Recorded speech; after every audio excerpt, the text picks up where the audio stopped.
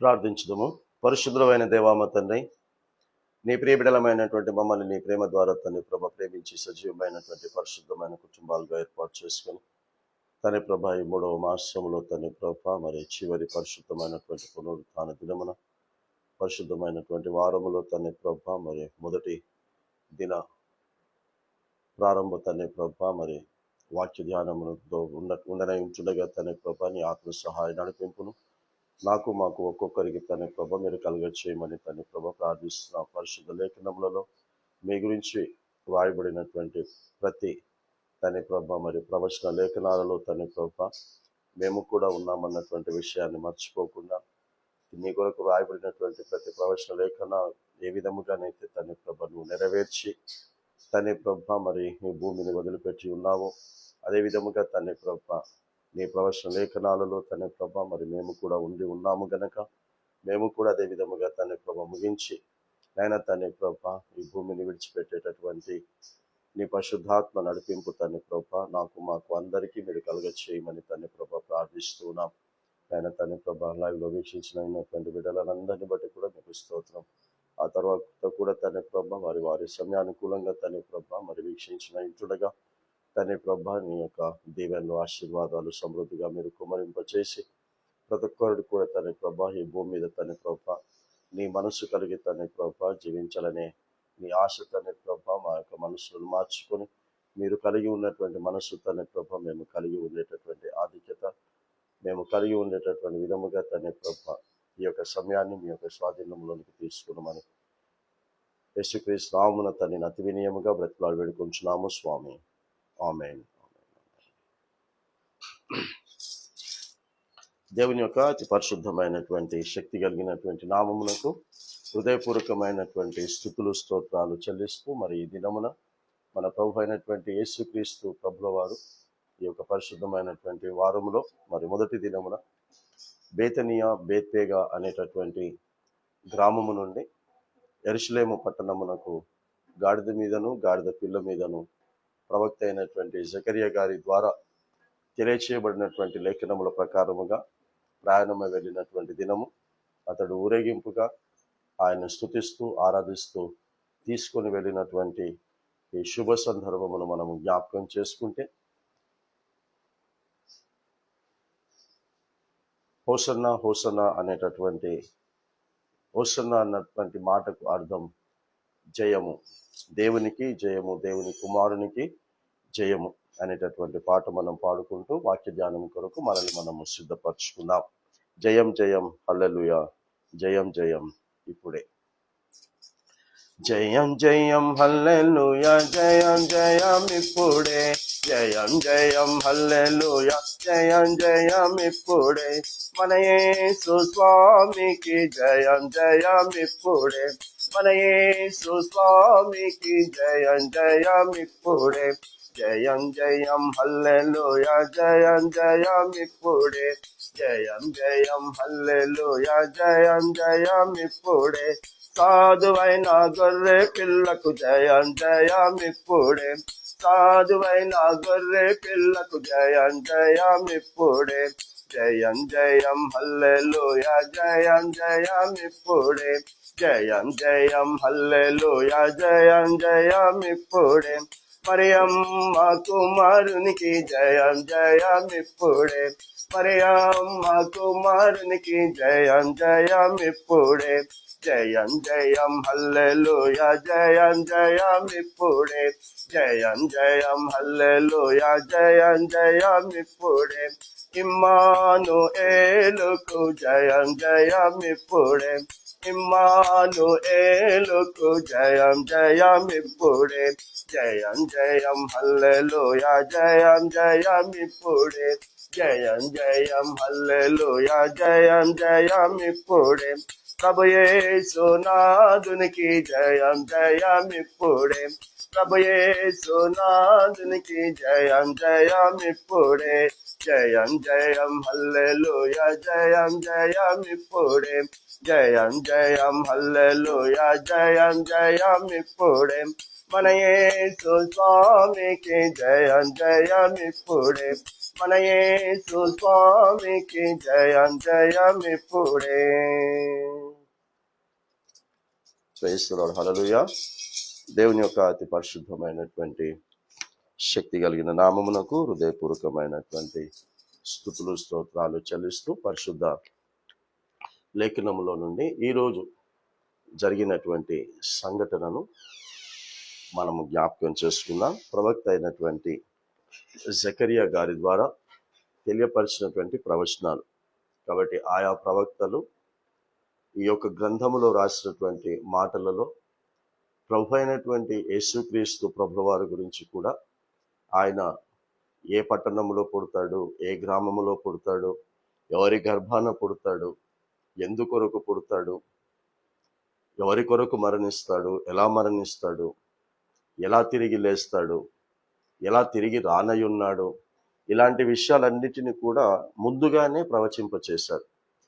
కాబట్టి యేసుక్రీస్తు ప్రభుల వారి గురించి మొట్టమొదటిగా పరిశుద్ధ గ్రంథంలో రాయబడినటువంటి ప్రవచనము ప్రవక్త ద్వారా తెలియపరచబడినటువంటి ప్రవచనం కాదు, కానీ అది స్వయంగా తండ్రి అయినటువంటి యెహోవా దేవుడే యేసుక్రీస్తు గురించి రాయించినటువంటి ప్రవచనము మనకు ఆదికాండము 3వ అధ్యాయం 15వ వచనంలో కనబడుతుంది.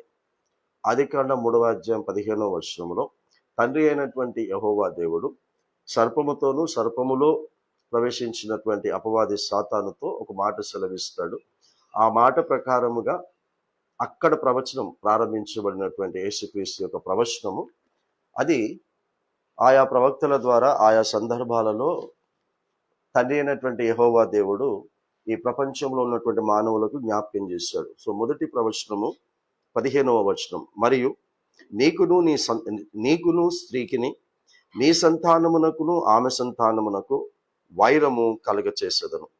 అది నిన్ను తల మీద కొట్టును, నీవు దానిని మడమ మీద కొట్టుదు అని చెప్పాను. అక్కడ నీవు అన్నటువంటి పదము ఎవరు అంటే అపవాది సాతానుకు చెప్తున్నాడు. ఇక్కడ స్త్రీ సంతానము అని అంటే యేసుక్రీస్తు ప్రభుల వారు, స్త్రీకి పుట్టినటువంటి సంతానం, పురుషుని యొక్క ప్రమేయము లేకుండా పుట్టినటువంటి వాడు, పరిశుద్ధాత్మ చేత పుట్టినటువంటి వాడు యేసుక్రీస్తు ప్రభు. సో యేసుక్రీస్తు ప్రభు ఏం చేస్తాడు అని చెప్తూ ఉన్నాడంటే అపవాది సాతాను యొక్క తలను చితక కొడతాడు అని చెప్తూ ఉన్నాడు.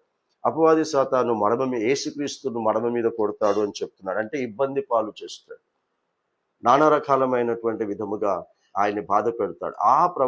అలా ప్రవచనాలు ప్రారంభించబడి ఇక యేసుక్రీస్తు ప్రభువారు శిలువ మరణానికి తనను తాను అప్పగించుకొని పోతాడు అన్నటువంటి సమయములో జకరియా ప్రవక్త ద్వారా, జకరియా గ్రంథంలో చాలా ప్రవచనాలు యేసుక్రీస్తు కొరకు ఉన్నాయి. అందులో ఆయన చివరి దినాలలో కలిగేటటువంటి ప్రవచనాలు ఎక్కువగా జకరియా గ్రంథంలో మనకు రాస్తాడు. సో అందులో 9వ అధ్యాయము 9వ వచనంలో ఈరోజు ఏదైతే మనము పరిశుద్ధమైనటువంటి సంఘాలలో జ్ఞాపకం చేసుకుంటూ ఆయన్ని ఆరాధిస్తూ మనము స్తుతించి ఉన్నామో ఆ యొక్క ప్రవచనము యేసుక్రీస్తు ప్రభువారు 2026వ సంవత్సరం క్రితం ఈ యొక్క ప్రవచన నెరవేర్పును ఆయన జరిగించి ఈ లోకాన్ని విడిచిపెట్టి వెళ్ళాడు అన్నటువంటి విషయాన్ని మనం జ్ఞాపకం చేసుకుందాం. జకరియా గ్రంథం 9వ అధ్యాయము 9వ వచనములో ఇది ఎవరికి చెప్తూ ఉన్నాడు అని కనుక ఇక్కడ మనం గమనించినట్లయితే, సియోను నివాసులారా బహుగా సంతోషించిరి. ఎవరిని బహుగా సంతోషించమంటున్నాడు అని అంటే సియోను నివాసులారా. సియోను అన్నటువంటి పదానికి అర్థం అది దైవమునకు సంబంధించింది, లేదా పరలోక వాతావరణమునకు సంబంధించింది, దేవుడు ఉండేటటువంటి చోటుకు సంబంధించినటువంటిది. కాబట్టి పరలోక నివాసులారా, లేదా దైవ సన్నిధిలో నివసిస్తున్నటువంటి వారలారా, లేదా దైవ పోలికలో, దైవ స్వరూపములో, దైవత్వములో ఉన్నటువంటి వారలారా, సియోను నివాసులారా, మీరు బహుగా సంతోషించండి. ఎందుకు మేము సంతోషించాలి అనేటటువంటిది కింద రాస్తాడు. మొదటిదైతే సియోను నివాసులారా సంతోషించుడి. రెండవది ఏమంటాడు అని అంటే అక్కడ యెరూషలేము నివాసులారా ఉల్లాసంగా ఉండండి అని అంటాడు.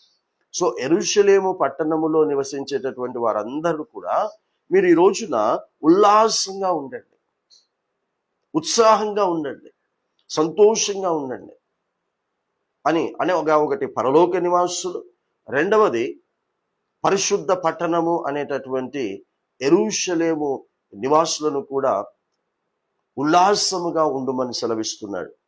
ఎందుకు ఉల్లాసముగా ఉండాలి, ఎందుకు బహుగా ఆనందంగా ఉండాలి అని అంటే, నీ రాజు నీతిపరుడు, రక్షణ గలవాడును, దీనుడునై గాడిదను గాడిద పిల్లను ఎక్కి నీ యొద్దకు వచ్చుచూ ఉన్నాడు. నీ యొద్దకు వచ్చుచూ ఉన్నాడు గనక, నువ్వు ఉన్న చోటికి వస్తూ ఉన్నాడు గనక నీవు ఉల్లాసముగా ఉండు అని సెలవిస్తూ ఉన్నాడు. కాబట్టి నీ దగ్గరికి అనంటే యెరూషలేములో నివసిస్తూ ఉన్నటువంటి యెరూషలేము యొక్క ప్రజల దగ్గరికి వస్తూ ఉన్నాడు గనక, మీ దగ్గరికి వస్తూ ఉన్నటువంటి ఆ నీతిపరుడు, ఆ యొక్క రక్షణ గలవాడు ఎలా వస్తాడు అని అంటే, గాడిద మీదను గాడిద పిల్ల మీదను ఎక్కి మీ యొద్దకు వస్తాడు.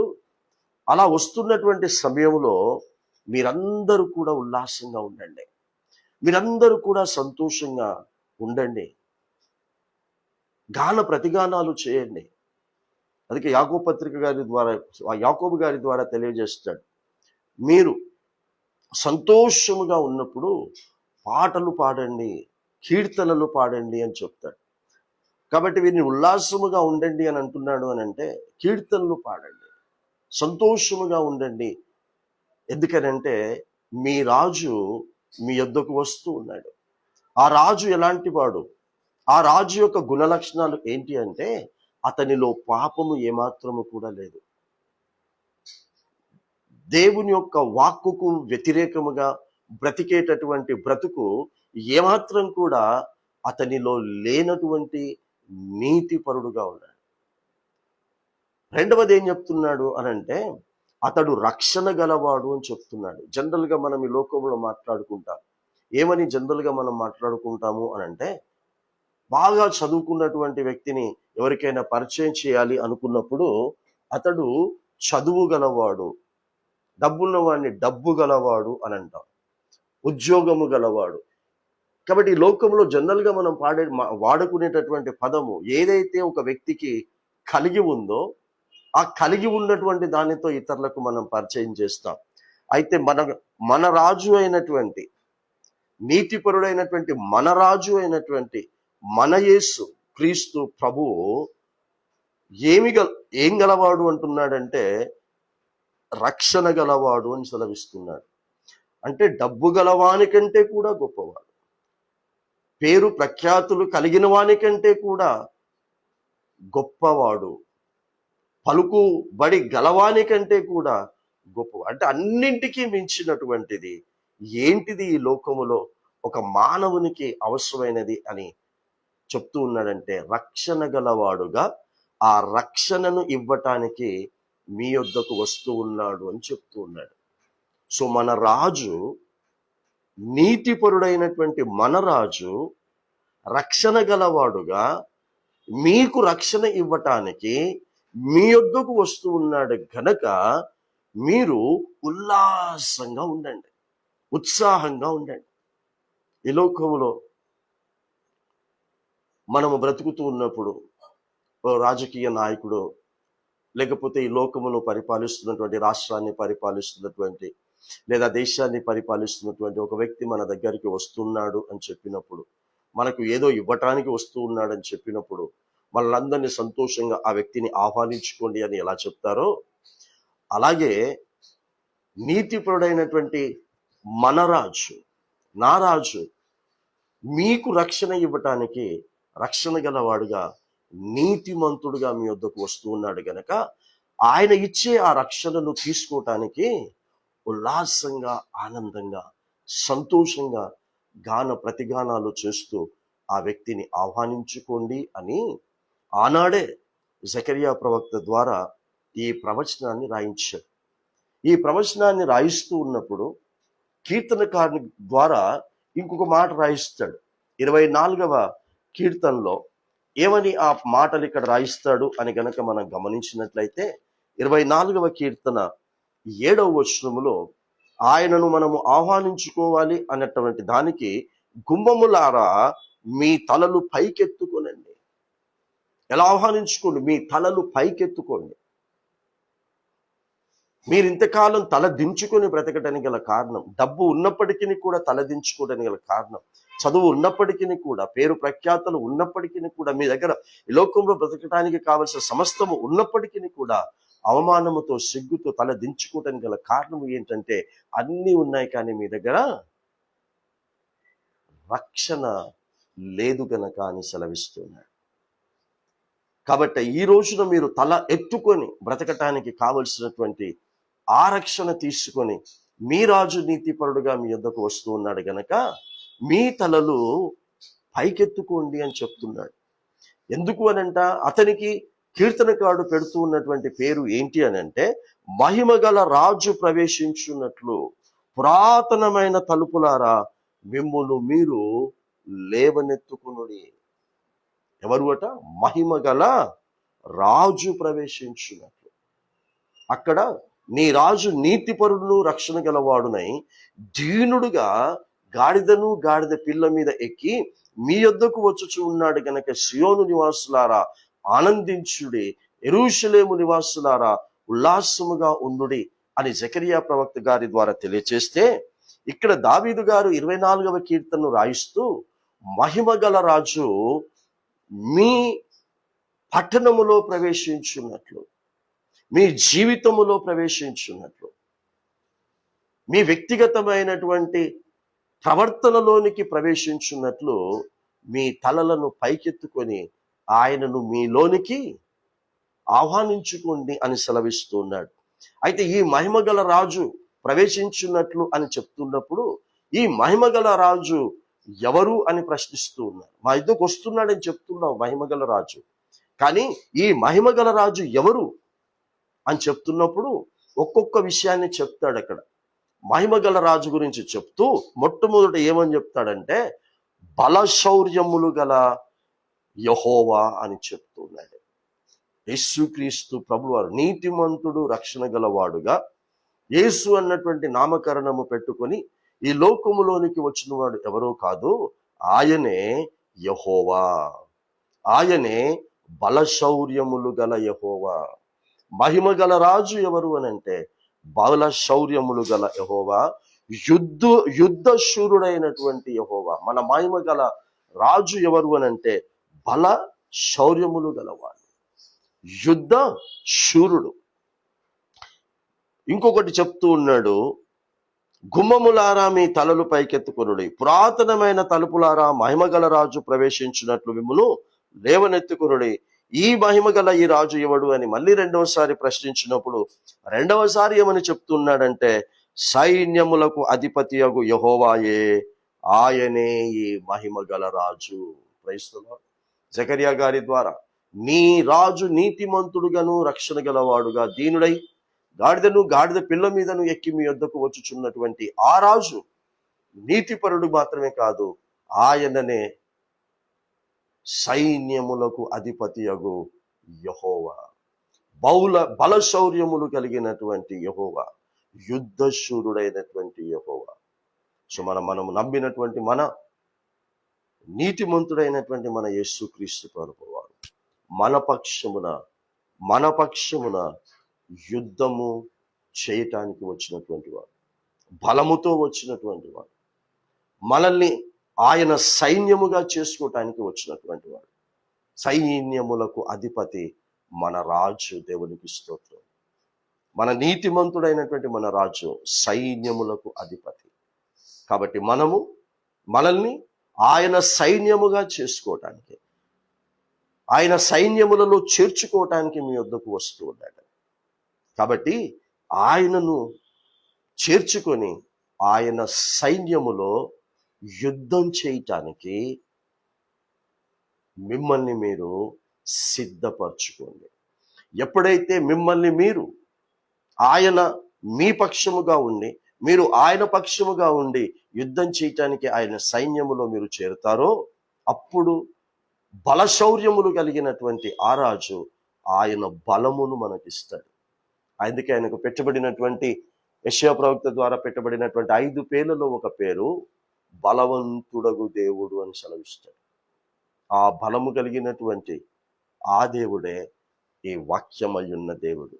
కాబట్టి ఈ వాక్యం అనేటటువంటి బలము చేత మనలను బలపరచి ఆయన ఏ ఉద్దేశము నిమిత్తమైతే మనల్ని సైనికులుగా తయారు చేసి సైన్యములో చేర్చుకొని యుద్ధము చేయమన్నాడు, ఆ యుద్ధమును మనము చేయాలి.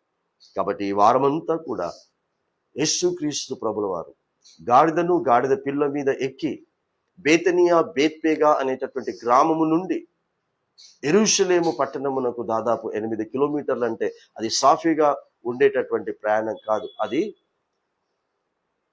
ఎత్తుగా ఎక్కి మరలా కిందికి దిగాలి. కాబట్టి ఆ విధమైనటువంటి ఆ ప్రయాణము చేస్తున్నాడు. ఒలీవల కొండ ఎక్కి దిగితే వచ్చేటటువంటి స్థలము యెరూషలేము పట్టణం. ఈ బేత్పేగా బేతనియా నుండి ప్రయాణము యెరూషలేమునకు వెళ్ళాలి అని అంటే అది ఆయన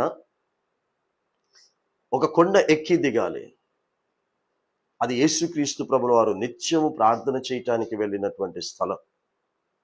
కాబట్టి ఆయన నిత్యము ప్రార్థన చేయటానికి వెళ్ళినటువంటి ఆ స్థలము ఎక్కి ఆ యొక్క ప్రాంతమునకు దిగి వెళ్ళాలి. సో ఇలా ఆయన ప్రయాణము, అక్కడ ఉన్నటువంటి ప్రజలు ఉల్లాసంగా ఉన్నారు, సంతోషంగా ఉన్నారు. ఆయనను కేకలు వేసి జయం జయం హల్లెలూయా, జయం జయము ఇప్పుడే, హోసన్నా హోసన్నా హోసన్నా, దావీదు కుమారునికి జయము జయము అనే పాటలు పాడుతూ ఆయన్ని ఆహ్వానించుకున్నారు. ఆయనతో అలా పాటలు పాడుకుంటూ వెళ్ళారు. అంతేకాదు బట్టలను దారి పొరుగున కూడా పరిచారు, కొమ్మలను కూడా పరిచారు. మరి ఆయన గాడిద పిల్ల మీద కూర్చున్నాడా లేదా గాడిద మీద కూర్చున్నాడా అనంటే, గాడిద మీద కూర్చున్నప్పటికీ ఆయన గాడిద మీద బట్టలు వేస్తే కూర్చున్నాడు. గాడిద మీద వేసినటువంటి బట్టలు ఎవరివి అనంటే, ఆ గాడిదను ఆ గాడిద పిల్లను విప్పుకొని తీసుకురమ్మని ఎవరినైతే పంపించాడో, ఆ విప్పుకొని తీసుకొని వచ్చినటువంటి బట్టలు ఆ విప్పబడినటువంటి గాడిద మీద వేస్తే ఆ బట్టల మీద కూర్చుండెను అని రాశాడు. కాబట్టి గాడిద ముఖ్యం కాదు, గాడిద మీద యేసుక్రీస్తు రావాలి అని అంటే ఆ గాడిద మీద ఉండవలసినటువంటి బట్ట చాలా ప్రాముఖ్యమైనటువంటిది. అందుకే రక్షణ గలవాడు అన్న పదం ఎందుకు రాశాడు అనంటే, ఆయన మీకు రక్షణ ఇస్తాడు గనక ఆ యొక్క రక్షణ వస్త్రములు మనము కలిగి ఉండాలి. అప్పుడు ఆయన మన జీవితంలోనికి వస్తాడు. కాబట్టి గాడిద మీదను గాడిద పిల్ల మీదను విప్పినటువంటి వారు వారి యొక్క వస్త్రములు, వారి యొక్క బట్టలు వేస్తే ఆ బట్టల మీద కూర్చున్నాడు అన్నటువంటి పదమును అక్కడ మన కొరకు స్పష్టంగా రాయిస్తాడు. మత్తయి సువార్త 21వ అధ్యాయము మనము గమనిస్తే ఇక్కడ జరిగినటువంటి సంఘటన యేసుక్రీస్తు చెప్తూ ఉన్నాడు. బేతనియా బేత్పేగా అనే గ్రామము నుండి ఆయన బయలుదేరి వెళుతున్నప్పుడు, మనము ప్రతిసారి మనము వెళ్ళేటప్పుడు కాలినడకన వెళ్ళే వాళ్ళము. కానీ ఈ రోజున మనము ప్రయాణమై మాత్రము ఎలా వెళ్ళాలి అని అంటే, నేను గాడిద మీద గాడిద పిల్ల మీద వస్తానని ప్రవక్త అయినటువంటి జకర్యా గారి ద్వారా తెలియచేశాడు గనక, ఈ రోజు నేను ప్రాముఖ్యంగా గాడిద మీద గాడిద పిల్ల మీద ఎక్కి వెళ్ళాలి గనక ఆ గాడిదను ఆ గాడిద పిల్లను మీరు వెళ్ళి తీసుకొని రావాలి. జకర్యా గారి చెప్పినటువంటి ఆ గాడిద పిల్ల ఎక్కడ ఉంటది అని చెప్తున్నాడంటే, మీరు ప్రయాణమే వెళుతూ ఉంటుండే ఎదురుగా ఒక గ్రామం ఉంటుంది. ఆ గ్రామములో కట్టబడి ఉంటుంది గాడిద పిల్ల. ఆ కట్టబడినటువంటి గాడిద పిల్లకు ఒక యజమానుడు కూడా ఉంటాడు. ఆ యజమానుడు మీరు విప్పుతూ ఉన్నప్పుడు ఎందుకు విప్పుతున్నారు అని ప్రశ్నిస్తాడు. అలా ప్రశ్నించినప్పుడు ఇది ప్రభువుకు కావాలి అని మీరు చెప్తే, ఆ కట్టబడినటువంటి గాడిద పిల్లకు ఉన్నటువంటి యజమానుడు విప్పేటట్టుగా చేసి అతన్ని నా యొద్దకు పంపిస్తాడు. కాబట్టి ఎందుకు విప్పుతూ ఉన్నారు అని అంటే, విప్పుతున్నటువంటి మీకు కావాలి అని చెప్పకండి, ఇవి ప్రభువులకు కావటానికి మేము విప్పుతూ ఉన్నామని చెప్పండి. కాబట్టి పరిశుద్ధమైనటువంటి ఈ వారములో మొదటి దినమున మొదటి సందేశము ఏమివ్వాలి అనుకున్నాడు ప్రపంచానికి అనంటే, మీరు రక్షణ లేని వారుగా, మారు మనస్సు లేని వారుగా మీరు ఒక దానికి కట్టబడి ఉన్నారు. మీకంటూ ఒక యజమానుడు ఉన్నాడు. ఆ యజమానుడు అపవాది సాతాను. ప్రారంభములో దేవుడు చేసుకున్నటువంటి నరులకు యజమానుడు దేవుడు. కాబట్టి దేవుడు ప్రారంభ నరులకు యజమానుడుగా ఉంటే, దేవుడు చెయ్యొద్దు అన్నదాన్ని చేయించి ఆ ప్రారంభ నరులకు అపవాది సాతాను యజమానుడైపోయాడు. ఆ రోజు నుంచి ఈ రోజు వరకు మానవులందరినీ కూడా దేవుని యొక్క అడుగుజాడల్లో నడుచుకోకుండా చేస్తూ సాతాను మనకు యజమానుడిగా ఉండిపోతున్నాడు. సాతాను యొక్క యజమానులో మనమందరము కూడా కట్టబడినటువంటి గాడిద పిల్లలుగా ఉన్నారు. కాబట్టి ప్రతి మనుషుడు ఏదో ఒక బలహీనతకు కట్టబడి ఉన్నాడు. చాలా ప్రాముఖ్యంగా పరిశుద్ధ గ్రంథము అపవాది సాతాను దేనికి మనల్ని కట్టేస్తాడు అని చెప్తాడు అని అంటే, భయములకు కట్టేస్తాడు అని చెప్తాడు. అది దేవుని భయానికి కాదు, లోకము యొక్క భయానికి మనల్ని కట్టేస్తాడు. లోకములో ఎలా బ్రతకాలి అనేటటువంటి భయం, ప్రతి క్షణం భయముతో మనము బ్రతుకుతాం. నీళ్లు లేకపోతే అయ్యో నీళ్లు లేవు అనేటటువంటి భయం, తిండి లేకపోతే తిండి లేదు అనే భయం, బట్టలు లేకపోతే బట్టలు లేవు అనే భయం, కుటుంబం లేకపోతే కుటుంబం లేదు అనే భయం, ఆరోగ్యం లేకపోతే ఆరోగ్యము లేదు అనేటటువంటి భయం. ఇలా ఈ లోకములో బ్రతకడానికి కావలసినవి లేవు. అందుకే పరిశుద్ధ గ్రంథంలో దేవుడు పదే పదే చెప్తున్నటువంటి మాట ఏంటి అనంటే, భయపడకుడి నేను మీకు దేవుడనై ఉన్నాను. రెండవది ఏం చెప్తాడు అని అంటే, దిగులు పడకుము నేను నీకు సహాయము చేస్తాను అని అంటాడు. సాతాను చేసేటటువంటి రెండవ క్రియ ఏంటంటే, మనము ప్రతి క్షణము కూడా దిగులు పడేటట్టు చేస్తాడు. లేదు అనేటటువంటి దిగులు ఉండదు, ఉన్నదాన్ని ఎలా కాపాడుకోవాలి అనేటటువంటి దిగులు, ఉన్నదాన్ని ఎలా దాన్ని మల్టిప్లై చేయాలి అనేటటువంటి దిగులు. ఇక మూడవది సాతాను దేనికి మనల్ని కట్టేస్తాడు మూడవది అని అంటే, కలవరపడేటటువంటి దానికి మనల్ని కట్టేస్తాడు. అందుకే యేసుక్రీస్తు ప్రభువు వారు సెలవిస్తున్నటువంటి మాట యోహాను సువార్త 14వ అధ్యాయం 1వ వచనం, మీ హృదయములను కలవరపడనీయకుడు, ఎందుకంటే మీరు నా యందును నా తండ్రి యందు మీరు విశ్వాసం ఉంచుచూ ఉన్నారు కనుక కలవరపడకండి. వాడు కలవర పెడతాడు, మీ యజమాని అయినటువంటి అపవాది సాతాను కలవరానికి మిమ్మల్ని కట్టేస్తాడు.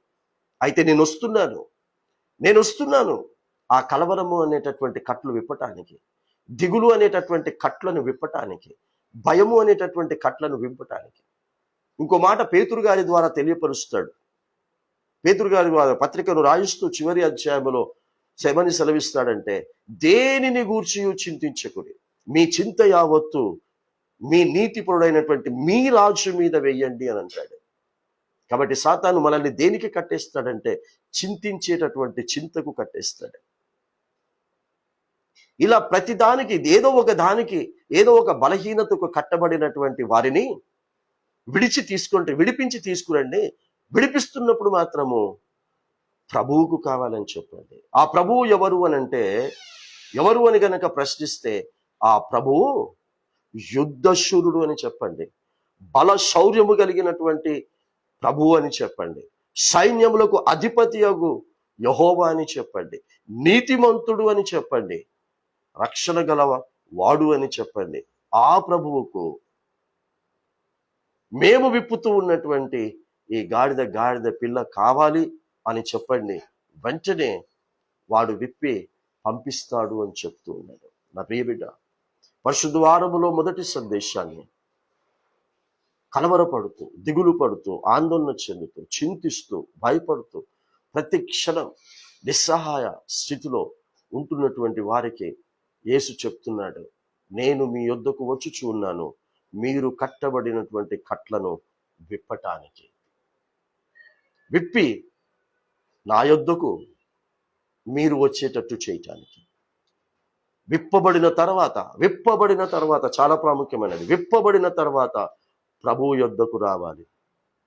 నీ చింత తొలగిపోయిన తర్వాత, నీ కలవరం, నీ బాధ, నీ వేదన, నీ ఆర్థికపరమైన ఇబ్బందులు, నీ అనారోగ్యం, నీ అస్వస్థత, నీ ఆర్థికపరమైనటువంటి లేమి, ఇలా ఏ దానిలో నుంచి అయినా నువ్వు విప్పబడితే, నీ యొక్క సమస్య పరిష్కరించబడిన తర్వాత, నీ అనారోగ్యం తీర్చబడిన నువ్వు రావలసినటువంటి స్థలము, నువ్వు రావలసినటువంటి వ్యక్తి ప్రభువు.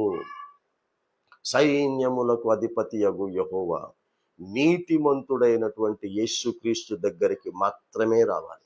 నిన్ను ఎవ్వరు విప్పినప్పటికీ, పేతురు విప్పిన, యోహాను విప్పిన, యాకోబు విప్పిన, ఆంద్రేయ విప్పిన, యోహాను విప్పిన, ఎవ్వరు విప్పిన, ఎవరి ద్వారా నీ సమస్య పరిష్కరించబడిన, ఎవరి ద్వారా ఈ లోకములో నువ్వు సంతోష సమాధానములతో ఉన్నప్పటికీ కూడా నువ్వు రావలసింది మాత్రము నీతి పరుడైనటువంటి, రక్షణ గలవాడైనటువంటి, ప్రభు అయినటువంటి, నీ రాజు నా రాజు అయినటువంటి యేసు దగ్గరికి మాత్రమే అని ఈ పరిశుద్ధమైన వారములో మొదటి దినమున జ్ఞాపకం చేస్తూ ఉన్నాడు. ఈ వరప్రసాద్ గారి ద్వారా నీకు మేలు కలిగితే వరప్రసాద్ గారి దగ్గరికి కాదు రావాల్సింది, నీ నీతిమంతుడైనటువంటి రాజు అయినటువంటి యేసు దగ్గరికి నువ్వు రావాలి. మనమందరము కలిసి యేసును వెంబడించాలి. యేసు అడుగుజాడల్లో మనము నడుచుకొని యేసు వెళ్ళినటువంటి చోటుకు మనం వెళ్ళాలి. అలా విప్పి తీసుకొని వచ్చారు. ప్రభువు దగ్గరికి వచ్చిన తర్వాత మొట్టమొదటిది విప్పబడాలి, రెండవది ప్రభువు దగ్గరికి రావాలి, మూడవది విప్పబడినటువంటి మనము మన మనస్సు మార్చుకోవాలి. మనసు పొందుతాడు, సువార్త వినే రక్షించబడతాడు. నేను మారాలి అని నేను ప్రార్థన చేస్తే, నేను మారాలని నా కొరకు ఎవరైనా ప్రార్థన చేస్తే, ఆ ప్రార్థన ద్వారా దేవుడు ఎలా మారుస్తాడంటే మారు మనసు సువార్తను పంపించి మారుస్తాడు, రక్షణ సువార్తను పంపించి మారుస్తాడు. కాబట్టి విప్పబడిన వ్యక్తి ప్రభువు దగ్గరికి వచ్చిన తర్వాత ఆ వ్యక్తికి వేయవలసినటువంటి వస్త్రాలు రక్షణ వస్త్రాలు. కాబట్టి విప్పి తీసుకొచ్చినటువంటి ఆ గాడిద మీదను, గాడిద పిల్ల మీదను ఎవరైతే విప్పి తీసుకొచ్చారో వారే వారి బట్టలను వేస్తే ఆయన ఆ బట్టల మీద కూర్చున్నాడు. ఆ బట్టల మీద కూర్చున్నాడు. ఆయన బట్టల మీద కూర్చొని వస్తాడని జకరియా ప్రవక్త గారి ద్వారా రాయించలేదు, కానీ బట్టలే చాలా ప్రాముఖ్యమైనటువంటిది. బట్టలు లేకపోతే అది ప్రాముఖ్యమైనటువంటి జీవితం కాదు. కాబట్టి రక్షణనే చాలా ప్రాముఖ్యమైనది, మారు మనసు జీవితమే చాలా ప్రాముఖ్యమైనటువంటిది. సో ఆ విధంగా బట్టల మీద కూర్చొని మీ వద్దకు వస్తాడు అని చెప్పాడు. ఈ మూడు కార్యాలు జరిగిన తర్వాత మిగతా విషయాలు ప్రారంభించబడతాయి. మిగతా విషయాలు అనంటే దారి పొడుగున బట్టలు పరచడం కానీ, దారి పొడుగున కొమ్మలు కానీ మట్టలు కానీ పరచడం కానీ, మిగతా వాళ్ళు జయోత్సవంతో పాటలు పాడుతూ ఊరేగింపుగా అతన్ని తీసుకురావటం కానీ జరుగుతుంది. మీరు మూడు సువార్తల్లో మీరు గమనిస్తే, మూడు సువార్తల్లో కూడా అతన్ని వెంబడిస్తున్నటువంటి వారు పాటలు పాడుతూ ఆరాధిస్తూ అతను ఎవరో ప్రపంచానికి తెలియచేస్తూ ఆ విధముగా పాటలు పాడుతూ, అంటే నోటితో పాటలు పాడుతూ ఆయన్ని వెంబడించారు అని ఉంది, కానీ చేతిలో కొమ్మలు మట్టలు పట్టుకొని ఊపుకుంటూ మాత్రం వెళుతున్నట్టుగా మూడు సువార్తల్లో రాయబడి లేదు. మూడు సువార్తల్లో దారి పొడుగున పరిచారు అని రాశాడు. యోహాను సువార్తల్లో మాత్రమే ఆయన్ని వెంబడించారు అని కాదు. జకరియా ప్రవక్త ద్వారా మీ వద్దకు వస్తున్నాడు కాబట్టి ఆయన్ని మీరు చేర్చుకునండి అని అన్నాడు గనక, ఆయన అలా యెరూషలేములోనికి ప్రవేశిస్తున్నప్పుడు, యెరూషలేము మందిరములోనికి ప్రవేశిస్తున్నప్పుడు ఆల్రెడీ యెరూషలేము మందిరములో ఉన్నటువంటి కొందరు ఆయన్ని ఖర్జూరపు మట్టలతో ఎదుర్కోవటానికి వెళ్ళారు. ఇలా పరిశుద్ధ గ్రంథంలో రాయబడి ఉంది. ఊపుకుంటూ వెళ్ళినట్టుగా పరిశుద్ధ గ్రంథంలో మూడు సువార్తల్లో లేదు. మత్తయిలో లేదు, మార్కులో లేదు, లూకాలో కూడా లేదు. యోహాను సువార్తల్లో మాత్రమే అది కూడా ఖర్జూరపు మంటలు పట్టుకొని ఆయన్ని ఎదుర్కోవటానికి వెళ్ళారు. ఉదాహరణకి ఒక్కొక్క మతస్థుడికి ఒక్కొక్క విధమైనటువంటి ఒక అలవాటు ఉంటుంది. ఎవరైనా క్రొత్తగా ఇంట్లోకి వచ్చినప్పుడు ఆ ఇంట్లోకి వస్తున్నటువంటి వ్యక్తిని ఒక్కొక్కరు ఒక్కొక్క విధంగా ఆహ్వానించుకుంటారు. ఒకరు హారతి ఇచ్చి ఆహ్వానించుకుంటారు, ఒకరు ప్రార్థన చేసుకుని ఆహ్వానించుకుంటారు, ఒకరు నీళ్లు చల్లి ఆహ్వానించుకుంటారు, ఒకరు నూనెను పూసి ఆహ్వానించుకుంటారు. అలా ఒక్కొక్కరికి కలిగినటువంటి ఆచార ప్రకారంగా ఎలానైతే లోపలికి ఆహ్వానించుకుంటారో, యేసుక్రీస్తును ఖర్జూరపు మట్టలతో ఆయన్ని లోపలికి ఆహ్వానించుకున్నట్టుగా వ్రాయబడి ఉంది. అయితే ఈ యొక్క కొమ్మలు కానీ ఈ బట్టలు కానీ ఎందుకు పరుస్తారు అని వ్రాయబడి ఉంది అని అంటే, మొట్టమొదట ఒక రాజు ఒక ప్రాంతానికి అభిషిక్తుడు అయితూ ఉన్నాడు అన్నప్పుడు, అనగా పరిశుద్ధ గ్రంథంలో రాజులు 2వ గ్రంథము 9వ అధ్యాయములో ఒక రాజును ఒక ప్రాంతానికి రాజుగా చెయ్యాలి అని అనుకున్నప్పుడు ఆ వ్యక్తి ఆ ప్రాంతానికి రాజుగా ఉండటం ఎవరికి కూడా ఇష్టం లేదు. ఆ వ్యక్తి కాకుండా వేరే వ్యక్తి మాకు రాజు కావాలి, కానీ ఈ వ్యక్తి మాకు రాజుగా ఉండటం మాకు ఇష్టం లేదు అని ఎప్పుడైతే ఆలోచన కలిగి ఉంటారో, అప్పుడు ఆ సమయంలో ప్రవక్తగా ఉన్నటువంటి ఎలీషా గారి ద్వారా ఒక సమాచారాన్ని పంపిస్తాడు. రహస్యముగా మీరు వెళ్ళి ఫలానా పేరు కలిగినటువంటి ఫలానా వ్యక్తిని మీరు యెహోవా సెలవిచ్చినటువంటి ప్రకారముగా నిన్ను రాజుగా చేయాలని ఇష్టపడుతున్నాడు గనక, యెహోవా సెలవు చొప్పున మనుషులకు ఇష్టం లేదు కానీ దేవునికి ఇష్టపడుతున్నాడు నువ్వు రాజుగా ఉండటానికి కనుక, ఆ సైన్యములకు అధిపతి యెహోవా సెలవిచ్చిన ప్రకారముగా నిన్ను రాజుగా అభిషేకిస్తున్నాడు అని ప్రజల ముందు చెప్పినప్పుడు ఆ ప్రజలు ఏం చేయాలి అని చెప్పాడు అని అంటే, ఆ ప్రజలు ఎవరినైతే రాజుగా అభిషేకిస్తున్నాడని ప్రకటింపజేస్తాడో వెంటనే వారు ఆ యొక్క బట్టలను పరుస్తారు. మీరు ఒకసారి చూడండి, రాజులు 2వ గ్రంథం 9వ అధ్యాయం 12వ వచనంలో ఈ మాట రాయబడి ఉంటుంది. రాజులు 2వ గ్రంథం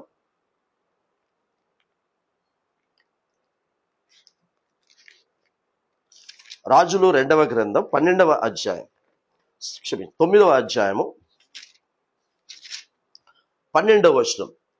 మీరు మొదటి వచనం నుంచి మీరు తర్వాత చదువుకోండి. అంతటా ప్రవక్త అయినటువంటి ఎలీషా ప్రవక్తల శిష్యులలో ఒకరిని పిలువనంపించి అని చెప్తాడు. ఎలీషా గారి ద్వారా ఒక రాజు దేవుని చేత అభిషేకించబడాలని ఇష్టపడుతున్నాడు, కానీ ప్రజలకు అది ఇష్టం లేదు. ఎవరు ఆ వ్యక్తి అని అంటాడంటే యెహూ అనేటటువంటి వ్యక్తి. యెహూ అనేటటువంటి వ్యక్తిని దేవుడు రాజుగా చేయాలన్నప్పుడు ఎవరికి ఇష్టం లేకపోతే రహస్యంగా వెళ్ళి అభిషేకించు అని అంటాడు. ఇప్పుడు ఇక్కడ కూడా మనం చూస్తే యేసుక్రీస్తు ప్రభువు రాజుగా ఉండటానికి ఎవరికి కూడా ఇష్టం లేదు. ఇప్పటికీ కూడా మనము పదే పదే గనక యేసు నాకు రాజు, నేను నా రాజకుమారుణ్ణి, నేను రాజ పరిపాలనలో ఉన్నాను, నా రాజు యేసు అని గనక 10 సార్లు మనం అంటే అంటున్నందుకే ఇష్టపడినటువంటి జనాలు ఎంతో మంది ఉంటారు. అప్పటి నుంచి కూడా అదే ఉంది. కాబట్టి యెహూ అనేటటువంటి ఈ వ్యక్తిని రాజుగా దేవుడు అభిషేకించాలి అని అనుకున్నప్పుడు 12వ వచనంలో చూడండి, కాబట్టి వారు అదంతయు వట్టిది, జరిగిన దానిని మాకు తెలియజెప్పమనగా అతడు ఇట్లా నేను నిన్ను ఇశ్రాయేలీయుల మీద పట్టాభిషిక్తునిగా చేయుచున్నానని యెహోవా సెలవిచ్చుచున్నాడని అతడు నాతో చెప్పెను. అంతటా వారు ఎప్పుడైతే నిన్ను రాజుగా యెహోవా చేయటానికి నిశ్చయించుకొనుచు ఉన్నాడు అని చెప్పారో, అంతటా వారు అతివేగిరముగా తమ వస్త్రములను పట్టుకొని మెట్ల మీద అతని కింద పరిచి బాకా ఊదించి యెహూ రాజయ్యున్నాడని చాటించిరి. సో జరిగినటువంటి చరిత్రలో నుంచి జరిగినటువంటి ఒక సంఘటన యేసుక్రీస్తు ప్రభుల వారికి ఇది వర్తింప చేస్తూ ఉన్నారు. అక్కడ యెహూ రాజుగా ఉండటానికి ఇష్టపడకపోతే అతన్ని రహస్యంగా పట్టాభిషిక్తుల్ని చేస్తూ ఉన్నప్పుడు వెంటనే వారు మెట్ల మీద వారి యొక్క వస్త్రములను పరిచి అతనిని రాజుగా అభిషేకించటానికి బాకా ఊదించి అతన్ని రాజుగా యాక్సెప్ట్ చేసేటట్టుగా చేస్తున్నారు. అట్లాగే ఇక్కడ కూడా 2026 సంవత్సరాల క్రితం అదే సంఘటన జరిగింది. ఇక మట్టలు గురించి లేవికాండము 23వ అధ్యాయము 40వ వచనములో చూస్తే, లేవికాండము 23వ అధ్యాయం 40వ వచనములో చూస్తే వీరికి కొన్ని నియామక దినములను దేవుడు మోషే గారి ద్వారా ఏర్పాటు చేస్తాడు. కొన్ని నియామక దినాలు ఉన్నాయి. మన పరిశుద్ధ గ్రంథంలో మనకు నచ్చిన కొన్ని నియామక దినములను మనం ఆచరిస్తాం, కానీ మనకు నచ్చినవి కొన్ని ఆచరించాం. అందులో ఒకటి విశ్రాంతి దినము, ఒకటి అమావాస్య దినము, ఒకటి పున్నమి దినము, ఇలా మనము కొన్ని తీసుకుని మనం ఆచరిస్తాం. ఇక్కడ చూస్తే ఎన్ని దినాలు ఇక్కడ రాస్తాడు 37వ వచనములో అని అంటే 23వ అధ్యాయం 37వ వచనం, యెహోవా నియమించిన విశ్రాంతి దినములు కాక, యెహోవా నియమించిన విశ్రాంతి దినములు కాక, మీరు దానములనిచ్చు దినములు కాక, అంటే మనకు దానములు ఇచ్చే దినములను కూడా దేవుడు ఏర్పాటు చేశాడు. కాబట్టి మనం దాన ధర్మాలు కూడా చెయ్యాలి. అందుకే కొర్నేలి కుటుంబము గురించి రాయించినప్పుడు అపోస్తలుల కార్యం 10వ అధ్యాయంలో అతడు బహుధర్మము చేయువాడు అని రాయించాడు. మాకు మన్మరాలు యూనిస్ ఉంది. యూనిస్ వాళ్ళ స్కూల్కి డ్రాప్ చేయడానికి వెళ్ళినప్పుడు అక్కడ కొన్ని సందర్భాలలో ఒక కాళ్ళు ఏమాత్రం కూడా సరిగా ఉండనటువంటి ఒక ముసలావిడ అక్కడే ఆ స్కూల్కి వెళ్తున్నటువంటి ఆ లేన్లోనే ఒక మూలను కూర్చొని ఉంటుంది. అవి ఎందుకు చాక్లెట్స్ పెట్టుకొని పోతుంది, ఎందుకు బిస్కెట్లు పెట్టుకొని పోతుంది అని ఎన్నోసార్లు మేము ఇంట్లో గద్దించేవాళ్ళం. గమనించింది ఏంటి అంటే, ఆ చిన్న పాప మన్మరాలికి ఆ పోతూ ఉన్నప్పుడు ఆ ముసలావిడకు ఆ చాక్లెట్లో ఆ బిస్కెట్లో ఏదో ఒకటి ఇస్తుంది. మళ్ళీ ఆమెకు టిఫిన్లో ఏమైనా రిఫ్రెష్మెంట్స్ ఏమైనా కడితే కాక యెహోవాకు హోమ ద్రవ్యమునేమి, దహన బల ద్రవ్యమునేమి, నైవేద్యమునేమి, బలినేమి, పానీయార్పణములనేమి అర్పించుటకై పరిశుద్ధ సంఘపు దినములుగా మీరు చాటింపవలసిన యెహోవా నియామక కాలములు ఇవి అని చెప్తారు. సో ఈ నియామక కాలముల తర్వాత ఇంకో మాట ఏమని రాస్తాడంటే, అయితే 7వ నెల 10వ దినమున మీరు భూమి పంటను కూర్చుకొనగా 7 దినములు యెహోవాకు పండుగ ఆచరింపవలెను. 7 దినములు యెహోవాకు పండుగ ఆచరించాలి. మొదటి దినము విశ్రాంతి దినము, 8వ దినము కూడా విశ్రాంతి దినమే. మొదటి దినమున మీరు దబ్బ పండ్లను, ఈత మట్టలను, గొంజి చెట్ల కొమ్మలను, కాలువల యొద్ద నుండి నిరవంజి చెట్లను పట్టుకొని 7 దినములు మీ దేవుడైన యెహోవా సన్నిధిని ఉత్సహించుచుండవలెను. జకర్యా ప్రవక్త ద్వారా, యెరూషలేము నివాసులారా మీరు ఉల్లాసముగా ఉత్సాహంగా ఉండండి. ఎలా? లేవీకాండం 23వ అధ్యాయములో సెలవిచ్చిన విధముగా కొన్ని చెట్ల పేర్లను చెబుతూ వాటి యొక్క కొమ్మలను లేదా వాటి యొక్క మట్టలను అనేటటువంటి విషయం చెప్పాడు. ఈ విధముగా 7 దినములు కూడా పండుగ దినములుగా ఆచరించాలి అని అన్నారు. సో వాటిని ఈ 2026 సంవత్సరాల క్రితం యేసుక్రీస్తు ప్రభుల వారు బేతనియా బేత్పేగా అనే గ్రామము నుండి యెరూషలేము పట్టణమునకు వస్తూ ఉన్నప్పుడు అప్పుడు జరిగినటువంటి ఒక సంఘటన, మోషే గారి ద్వారా నియమించినటువంటి దినములకు సంబంధించినటువంటి ఈ 2 కార్యాలు కూడా ఇక్కడ చేశారు. కాబట్టి ఇక్కడ ఊపుకుంటూ అనేటటువంటి పదము రాయబడలేదు, కానీ వారు అనుకుంటూ వెళుతున్నారు. నేను చదువుతాను, త్వరగా మనం వినండి. మీరు తర్వాత మీరు చదువుకోండి. మత్తయి సువార్త 21వ అధ్యాయము ప్రారంభము నుంచి వ్రాయబడి ఉంటుంది, మొదటి వచనం నుంచి. మార్కు సువార్త 11వ అధ్యాయము 1 నుండి 10 వచనాలు. ఆ తర్వాత లూకా సువార్త 19వ అధ్యాయము 29వ వచనం నుంచి రాయబడి ఉంటుంది. ఈ రోజు జరిగినటువంటి సంఘటన లూకా సువార్త 19వ అధ్యాయం 29వ వచనం నుండి. ఆ తర్వాత యోహాను సువార్తల్లో 12వ అధ్యాయము 12వ వచనం నుంచి ఈ విషయాలు రాయబడతాయి. మీకు ఎక్కడైనా గనక ఈ యొక్క చేతిలో పట్టుకొని ఊపుకుంటూ పాడుకుంటూ వెళ్ళారు అనేటటువంటి ఉంటే గనక మీరు నాకు తెలియజేయండి. 21వ అధ్యాయం 3వ వచనం నుంచి, ఎవడైనను మీతో ఏమైనను అనిన ఎడల అవి ప్రభువునకు కావలసినవని చెప్పవలెను. వెంటనే అతడు వాటిని తోలిపెట్టునని చెప్పి వారిని పంపెను. ప్రవక్తల వలన చెప్పబడినది నెరవేరునట్లు ఇది జరిగెను.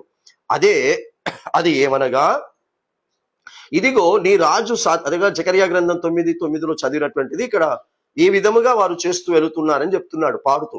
ఇదిగో నీ రాజు సాత్వికుడై గాడిదను, భారావాహక పశువు పిల్ల అయిన చిన్న గాడిదను ఎక్కి నీ యొద్దకు వచ్చుచున్నాడని సియోను కుమార్తెతో చెప్పుడు అనున్నది. శిష్యులు వెళ్లి యేసు తమకు ఆజ్ఞాపించిన ప్రకారము చేసి ఆ గాడిదను దాని పిల్లను తోలుకొని వచ్చి వాటి మీద తమ బట్టలు వేయగా ఆయన బట్టల మీద కూర్చుండెను. జనసమూహములను అనేకులు తమ బట్టలు దారి పొడుగున పరిచిరి. కొందరు చెట్ల కొమ్మలను నరికి దారి పొడుగున పరచిరి. బట్టలు దారి పొడుగున, వారు చెట్ల కొమ్మలను దారి పొడుగున పరిచిరి. జనసమూహములలో ఆయనకు ముందు వెలుచుండిన వారును వెనుక వచ్చుచుండిన వారును, దావీదు కుమారునికి జయము, ప్రభు పేరిట వచ్చువాడు స్తుతింపబడును గాక సర్వోన్నతమైన స్థలములలో జయము అని కేకలు వేయుచు ఉండిరి. ఇంతే, ఊపుకుంటూ కాదండి. అందుకే ఎప్పుడు నేను చెప్తూ ఉంటాను, అపవాది సాతాను గాడు చాలా కుయుక్తిగా మనల్ని దేవుని కార్యాలు దేవుని పద్ధతిలో చేయించకుండా వాడి పద్ధతిలో చేయించుకొని దేవునికి మన యొక్క స్తుతి ఆరాధన వెళ్లకుండా చేస్తాడు. అందుకే ఏమని సెలవిస్తాను మీ అందరికీ అనంటే, ఎవరికి నచ్చినా నచ్చకపోయినా పరిశుద్ధ లేఖనముల జ్ఞానము కలిగి ఉండండి అని చెప్తాను. పరిశుద్ధ లేఖనములో ఏం రాయబడి ఉందో అదే చెయ్యండి, ఇక ఏం చేయకండి అని కేకలు వేయుచుండిరి. ఆయన యెరూషలేములోనికి వచ్చేశాడు. వచ్చినప్పుడు పట్టణం అంతయు ఈయన ఎవరో అని కలవరపడెను. జనసమూహము ఈయన గలిలయలోని నజరేతు వాడగు ప్రవక్త అయిన యేసు అనేది. పాటలు పాడుతున్నారు. ఏమని పాటలు పాడుతున్నారు? దావీదు కుమారునికి జయము, ప్రభు పేరిట వచ్చేవాడు స్తుతింపబడును గాక, సర్వోన్నతమైన స్థలములలో జయము అని పాటలు పాడుతూ ఉన్నారు. పాటలు పాడుతున్నటువంటి వారిలో కొందరికి, వింటున్న వారిలో కొందరికి ఏమనుమానమట? పాడుతున్న వారికి అనుమానము, వింటున్నటువంటి వారికి కూడా అనుమానం. ఏంటి? ఈయన ఎవరో అన్నటువంటి ప్రశ్న ఉన్నప్పుడు దావీదు కుమారునికి జయము అని ఎందుకనాలి? సర్వోన్నతమైనటువంటి స్థలములలో జయము అని ఎందుకనాలి? అంటే ఏం చేస్తున్నారో, ఎందుకు చేస్తున్నారో తెలియదు. ఎవరో చేస్తూ ఉన్నారు కనుక మనం కూడా చేయకపోతే బాగుండదు కనుక కానీ చేస్తున్నారు. ఇప్పుడు ఈరోజు సంగతి చెప్పట్లేదండి. 2026 సంవత్సరాల క్రితం యెరూషలేమునకు యేసు ప్రయాణమై వెళ్తూ ఉంటుంటే వాళ్ళకి అర్థం అవ్వట్లేదట, ఈయన ఎవరో తెలియదట. తెలియకుండానే దారి పొడుగున బట్టలు పరుస్తున్నారు, కొమ్మలను పరుస్తూ ఉన్నారు, జయము జయము అని పాడుకుంటూ వెళుతున్నారు. చూడండి, ఈయన ఎవరో అని కలవరపడను. జనసమూహము ఈయన గలిలయలోని నజరేతు వాడగు ప్రవక్త అయిన యేసు అనిది. ఎవరు అని అంటే ఏం చెప్తున్నారు? ఈయన ఒక ప్రవక్త అండి. ఎక్కడో యెరూషలేములో బేత్లెహేములో పుట్టాడట. బేత్లెహేములో పుడితే అప్పుడు రాజుగా ఉన్నటువంటి హేరోదు చంపాలని ప్రయత్నం చేసినప్పుడు అక్కడి నుంచి నజరేతుకు తీసుకొని వచ్చారు. నజరేతు వాడగు యేసు అని అతనికి పేరు పెట్టబడుతుందని ప్రవక్తల ద్వారా చెప్పాడు కనుక అతడు నజరేతులో పెరిగాడండి. కాబట్టి నజరేతు వాడగు ప్రవక్త అయినటువంటి యేసు అని చెప్పుకున్నారు. కానీ ఆయన సర్వోన్నతుడైనటువంటి దేవుని కుమారుడు అనబడును అని గాబ్రియేలు దూత గారి ద్వారా మరియమ్మ గారికి గర్భములో వేయబడినప్పుడే చెప్పాడు. అది మాత్రం వారు గ్రహించటం లేదు. సర్వోన్నతమైనటువంటి దేవుని కుమారుడు అనబడును, అలా అనబడును అని గాబ్రియేలు దూత గారు చెప్తే వీళ్ళేమంటున్నారంటే గలిలయలోని నజరేతు వాడగు ప్రవక్త అయిన యేసు అని చెప్పింది. ఇది చదువుకొని, ఇది బైబిల్ ఇక్కడ ఉంది కాబట్టి ఆయన ఎవరు అని మనకు చెప్పేస్తారు. మనం ఎలా నమ్మేస్తామంటే ఇదేనేమో, ఇక ఆయన ప్రవక్త అయినటువంటి యేసే, ఆయన ప్రవక్తనే ప్రయత్నిస్తున్నాడు, ప్రవక్తనే. కానీ అందరిలాంటి ప్రవక్త కాదు, మరణానికి భయపడినటువంటి ప్రవక్త కాదు, తిండి లేదు అని భయపడినటువంటి ప్రవక్త కాదు, ఏది లేదని భయపడినటువంటి ప్రవక్త కాదు.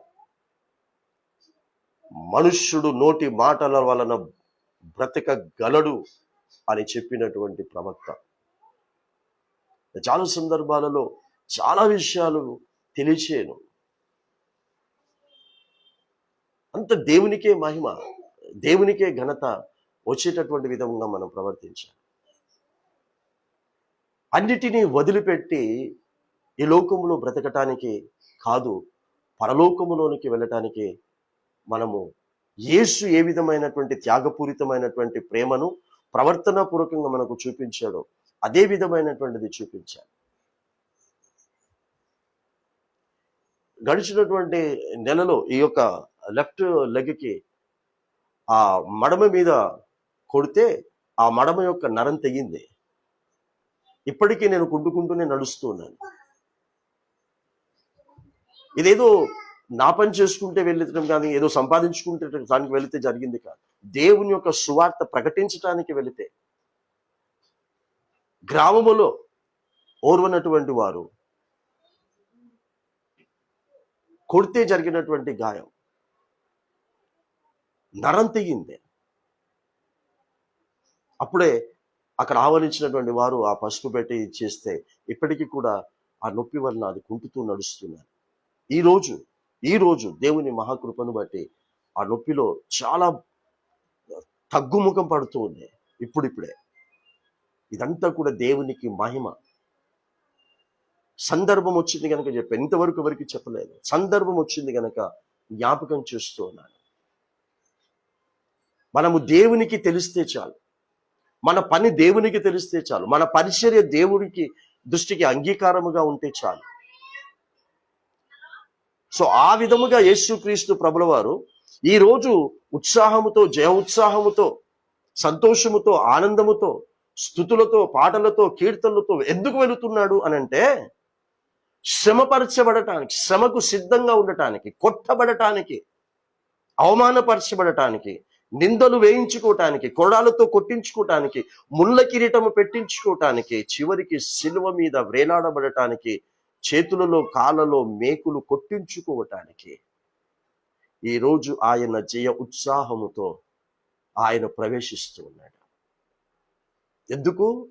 నీకు రక్షణ ఇవ్వటానికి, నాకు రక్షణ ఇవ్వటానికి, నీవు మారు మనసు పొంది బ్రతకటానికి, నేను మారు మనసు పొంది బ్రతకటానికి. ఏ బలహీనతకు కట్టబడ్డావో కట్టబడిన ఆ బలహీనతలో నుంచి విప్పటానికి, ఆయన ఇబ్బంది పడటానికి, కష్టపడటానికి ఆయన యెరూషలేములోనికి గ్రామములు దాటుకుంటూ వెళుతూ ఉన్నాడు. దేవుని మహాకృపను బట్టి ఈ శరీరానికి ఎన్ని గాయాలయ్యాయండి. అనేక రకాలమైన గాయాలు ఈ శరీరానికి కలిగినప్పటికీ కూడా దేవుని యొక్క సేవ పరిచర్యలో ముందుకు కొనసాగేటటువంటి ఆ మహాకృప, ఆ దేవుని యొక్క ఆత్మ బలము దేవుడు అనుగ్రహిస్తున్నందుకు దేవునికి హృదయపూర్వకమైన స్తుతులు, స్తోత్రాలు చెల్లిస్తున్నాను. ఇదేదో మనం పండుగలు చేసుకోవటానికి, ఆర్భాటముతో ఉండటానికి కాదండి, అర్థవంతం లేనటువంటి విధంగా జరిగించుకోవటానికి కాదు, అర్థవంతమైనటువంటి జీవితం గడపటానికి. కాబట్టి చేతిలో మట్టలుండటం ముఖ్యం కాదు, మన జీవితంలో మారు మనస్సు రక్షణ ఉండటం ముఖ్యము అని ఈ రోజున యేసుక్రీస్తు ప్రభుల వారు తెలియజేశారు. ఈ రోజు ఏ నోర్లైతే దావీదు కుమారుడు స్తుతింపబడును గాక అన్నాడో, దావీదు కుమారుడికి జయము అని ఈ రోజు ఏ నోర్లైతే అన్నాయో, సర్వోన్నతమైనటువంటి స్థలములలో ఆయనకు జయము కలుగును గాక అని ఏ నోర్లైతే అన్నాయో, అదే నోర్లు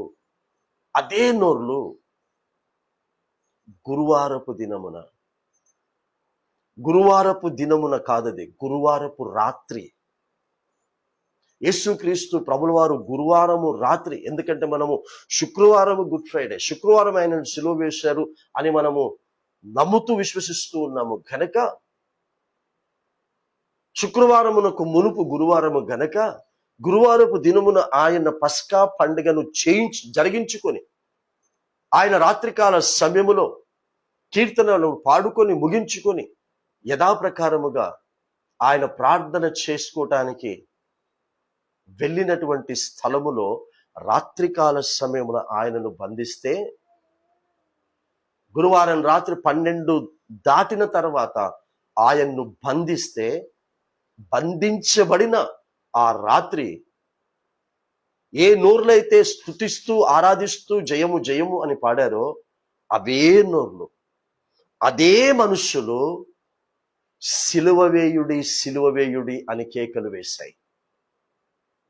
ఆయన మాకు అక్కర్లేదు అని అన్నారు. ఈయన ఎవరో తెలియకుండానే జయము జయము అన్నారు. ఆ తర్వాత ఆదివారం జయం జయమన్నారు. సోమవారం దినమున ఆయనకు ఊరేగింపు లేదు. సోమవారపు దినమున ఆకలితో అలమటిస్తున్నాడు. ఎవ్వనికి ఆయనకు తిండి పెట్టాలన్న ఆలోచన లేదు. ఈ రోజున జయముతో ఆయనకు వీరు సంతోషంగా ఉత్సాహంగా తీసుకెళ్లారు, కానీ ఆయన కాస్తిని మంచినీళ్ళు కూడా ఇవ్వలేదండి. ఈ రోజు ఆయన వెళ్ళినటువంటి యెరూషలేమునకు వెళితే ఆలయం ఉండవలసినటువంటి స్థితిలో లేదు, తిరిగి వచ్చేసాడు. ఒక సువార్తలో అదే రోజు దాన్ని శుభ్రపరిచాడని రాస్తాడు, కానీ ఇంకో సువార్తల్లో మరుసటి రోజు అంటాడు. ఎంత సంతోషంగా వీరు తీసుకెళ్లారో, ఎంత సంతోషంగా ఈయన వెళ్ళాడో, వెళ్ళినటువంటి ఆ యెరూషలేము మందిరములో మాత్రము ఈయన సంతోషంగా ఉండాల్సినటువంటి విధముగా, దేవుడు సంతోషంగా ఉండాల్సిన విధముగా ఆ ఆలయములో పరిస్థితులు లేవు. వెళ్ళిన ఆలయములో దేవునికి అనుకూలంగా లేదు. దేవునికి అనుకూలంగా లేకుండా యేసు వెళ్ళినటువంటి ఆలయములో దేవునికి అనుకూలంగా ఆరాధనలు జరగటం లేదు. బాధపడ్డాడు. అక్కడంతా కూడా ఏముందన్నాడు? వ్యాపార స్థలంగా మార్చేశారు. ఆ రోజు యేసు ఊరేగింపుగా వెళితే ఆలయము దేవునికి అనుకూలంగా లేదట, దేవునికి ఇష్ట ప్రకారంగా లేదట.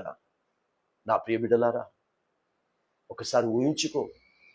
ఈరోజు అదే జరిగినటువంటి సంఘటనను ఈరోజు మనం జరిగించుకున్నాం కదా. ఈరోజు కూడా ఆయన పేరు మీద ఆలయానికి వెళ్ళాం కదా. ఆ రోజు ఆయన ఏ ఆలయంలోనికి వెళ్ళాడో ఆ ఆలయం దేవునికి అనుకూలంగా, దేవునికి ఇష్టంగా లేదు. ఈ రోజు మనం వెళ్ళిన ఆలయం కూడా దేవునికి ఇష్టంగా లేదేమో, దేవునికి అనుకూలంగా ఆరాధనలు జరగలేదేమో, ఎవరికి ఇష్ట ప్రకారంగా వాడు జరిగించుకున్నాడేమో. ఆలోచన చేయండి నా ప్రియ బిడ్డల. దేవుని పేరు మీద మన భ్రష్ట క్రైస్తవులుగా మార్చబడకూడదు. దేవుని పేరు మీద మన యజమానుడు దేవుడే అయి ఉండాలి. నీ పరిస్థితి ఏది బాగుపడ్డా నువ్వు ప్రభువుకే కావాలి, నువ్వు ప్రభువుకే కావాలి. ఎవరో ప్రార్థనల ద్వారా నేను బాగుపడ్డాను కాబట్టి ఆ వ్యక్తికే నేను దాసుడుగా ఉంటాను, ఆ వ్యక్తికే నా కుటుంబం అంతా అంకితం కాదండి, ప్రభువుకు మనం అంకితం. మరి మా సేవా పరిచయలు ఎంతో మంది సేవకులు వచ్చారు, మా సేవా పరిచయలు ఎంతో మంది మా కొరకు ప్రార్థన చేశారు, ఎంతో మంది మేము బాగుపడాలని ప్రార్థన చేసి ఎంతో మంది సేవకులు వచ్చారు పోయారు. మేము దాసులుగా లేమండి, వాళ్ళ ద్వారా ప్రభువుకు దాసులుగా ఉన్నాం. మరి వారిని మేము మర్చిపోలేదు, వారిని మేము గౌరవించుకుంటున్నాం. ఇప్పటికీ కూడా మేము పలకరించుకుంటాం. ఇప్పటికీ మాకు ప్రేమ, ఆప్యాయత, అనురాగాలు ఉన్నాయి. ఒకరిని విడిచిపెట్టి ఇంకో అలా లేదండి మా జీవితం. ఇది కాదు బ్రతుకు. సో ఆ విధంగా రెండవ దినమున ఆయన ఆకలితో ఉన్నాడు. రేపటి దినమున ఆయన ఆకలితో ఉంటే ఎవరిని అడిగినా కూడా పెట్టడేమో అనుకున్నాడు. అంతకుముందు ఆకలితో ఉంటే వెళ్ళి భోజనం తీసుకురండి అని శిష్యులకు చెప్పాడు, కానీ రెండవ దినమున శిష్యులకు చెప్పలేదు. అది రేపటి దినమున మనం ధ్యానిస్తాం. రెండవ దినమున ఆయనకు ఆకలేదు, అలాగే వెళ్ళాడు, ఆకలితోనే వెళ్ళాడు. ఆకలి తీర్చబడకుండానే ఆలయానికి వెళ్ళాడు. అక్కడ ఆలయములో వ్యాపారము చేస్తున్నటువంటి వారందరినీ కూడా అక్కడి నుంచి వెళ్ళగొట్టి దేవునికి ఇష్టమైనటువంటి రీతిలో ఆలయాన్ని ఏర్పాటు చేసి ఆలయములో ప్రశ్నలు వేస్తూ ఉంటుంటే ఆ ప్రశ్నలకు కొన్నిటికి జవాబులు చెప్పాడు, కొన్నిటికి జవాబులు చెప్పలేదు. ఇది మనం మూడవ దినమున, మంగళవారపు దినమున మనము దాన్ని జ్ఞాపకం చేసుకుంటాం. మరి మంగళవారపు దినమునైనా ఆయనకు ఎవడైనా తిండి పెట్టాడంటే మంగళవారపు దినమున కూడా తిండి పెట్టలేదండి. ఆదివారం లేదు, సోమవారం లేదు, మంగళవారం కూడా లేదు. బుధవారపు దినమున ఆయనకు భోజనం పెట్టడానికి ఒక వ్యక్తి ఇంటికి ఆహ్వానించుకుంటాడు. ఒక వ్యక్తికి ఇంటికి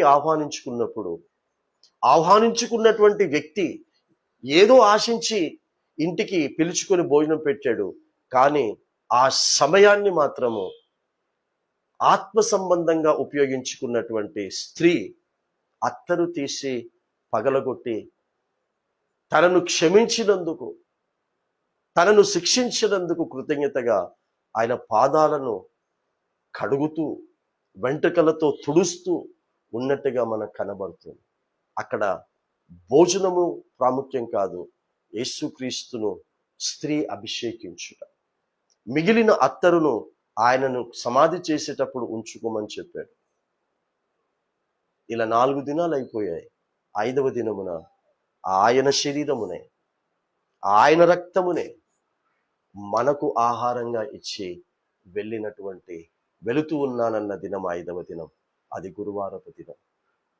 కాబట్టి ఆయన శరీర సంబంధమైన ఆకలిని ఎవడు కూడా గ్రహించకున్నప్పటికీ కూడా ఆయన మాత్రము ఆత్మ సంబంధమైనటువంటి ఆకలి గురించి, ఆత్మ సంబంధమైన ఆహారము గురించి ఆలోచన చేసి ఆయన యొక్క శరీరమును, ఆయన యొక్క రక్తమును ఈ జీవ ఆహారముగాను, ఈ నిత్య జీవముగా సంబంధించినటువంటి నూతన నిబంధనగా మనకు ఇచ్చి వెళ్ళాడు.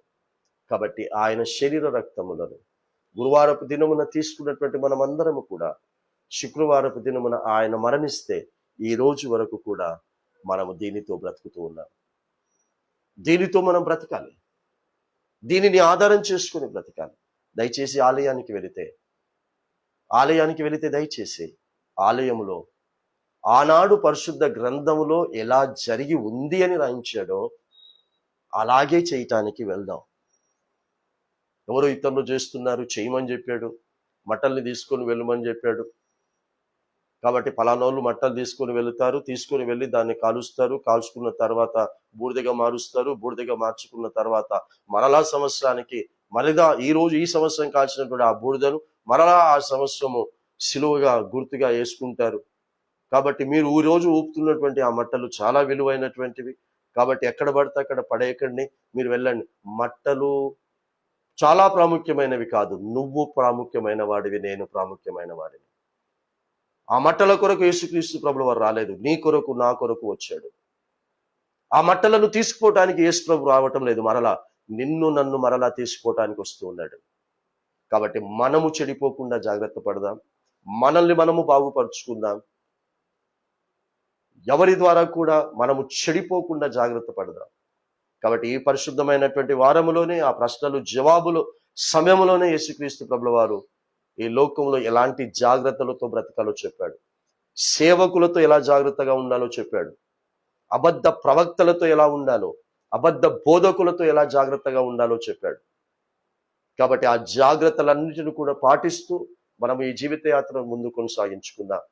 నా కుటుంబస్తులకు నేను చెప్పాను, అబద్ధ ప్రవక్తలను, అబద్ధ బోధకులు, నా ప్రవక్త అని పేరు పెట్టుకుంటేనే వాడు సాతాను సంబంధి అని చెప్తున్నాను కాదు, వాక్యం చెప్తుంది. వాక్యంలో రాయించాడు, ప్రవక్త అని పేరు పెట్టుకున్నవాడు అపవాది సంబంధి. ప్రవక్త అన్న పేరు పరిశుద్ధ గ్రంథములో ఉన్న వాళ్ళకు మాత్రమే.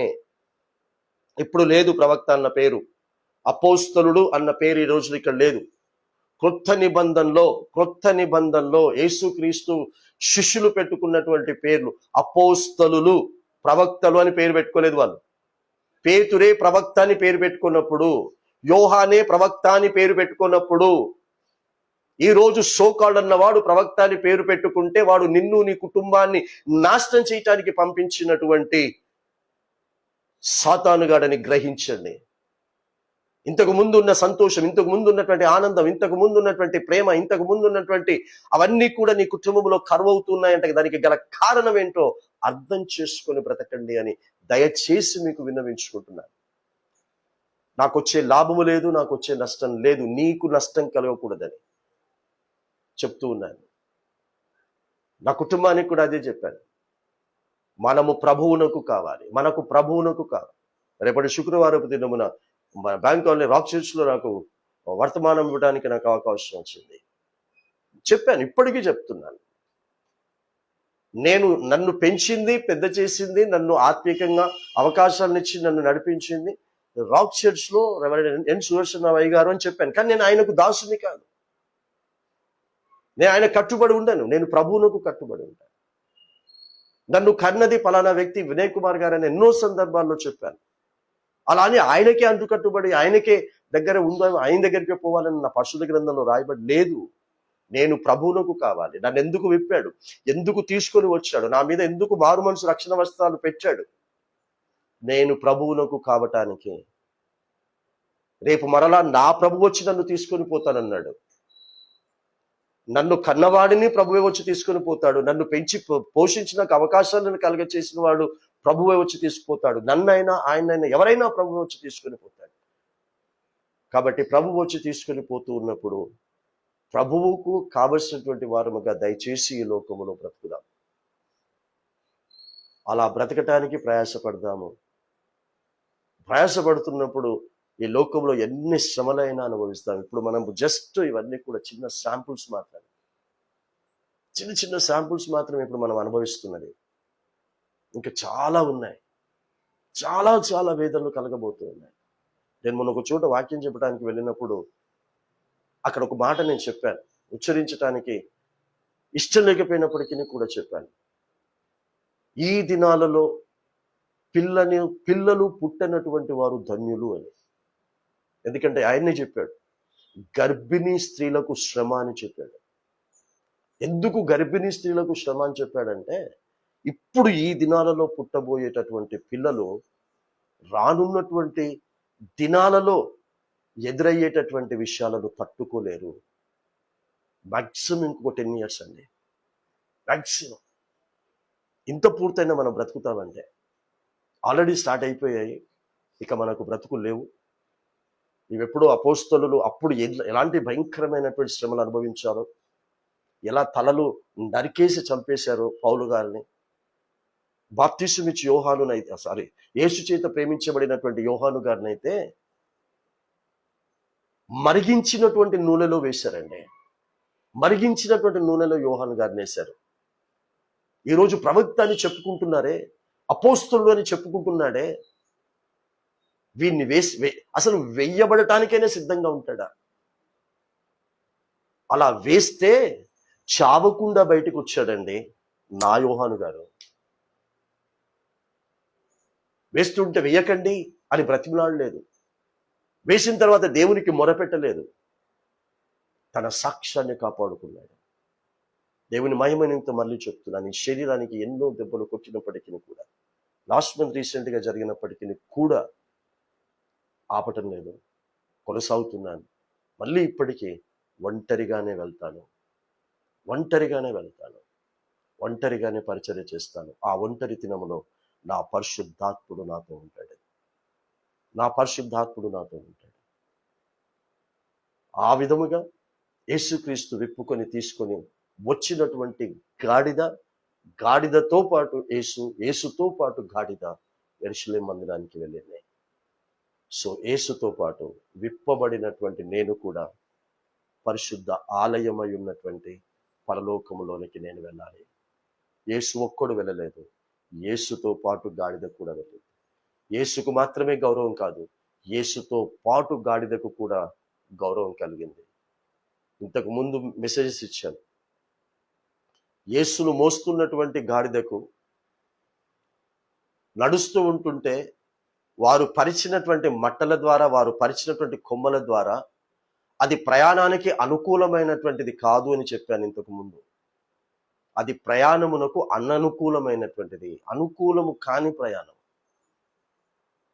అనగా ఆ కొమ్మలు, ఆ మట్టలు ఆ గాడిదకు ఎంత గాయాలు చేస్తున్నప్పటికీ, ఎంతగా ఆ గాడిద కాళ్ళకు గాయాలై రక్తం కారుతూ ఉన్నప్పటికీ కూడా యేసు వెళ్ళాలనుకున్నటువంటి గమ్యమునకు మోసుకుంటూ చేర్చింది. ఆ విధముగా మనము ఈ యేసు అందించినటువంటి సువార్తను మోసుకుంటూ మనము వెళ్దాం.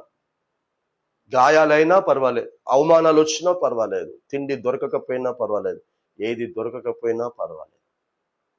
ఆ విధంగా మనము ఈ జీవిత యాత్రను ముందుకు కొనసాగించుకుంటూ, యేసు అర్థవంతమైనటువంటి జీవితం నేర్పించి వెళ్ళాడు. అలాంటి అర్థవంతమైనటువంటి జీవితంతో ప్రభువుని ఎదుర్కోవటానికి మనల్ని మనం సిద్ధపడదాం. మన వెనుకల్లో ఈ మాటలు దేవుడు దీవించి ఆశ్రయించును గాక.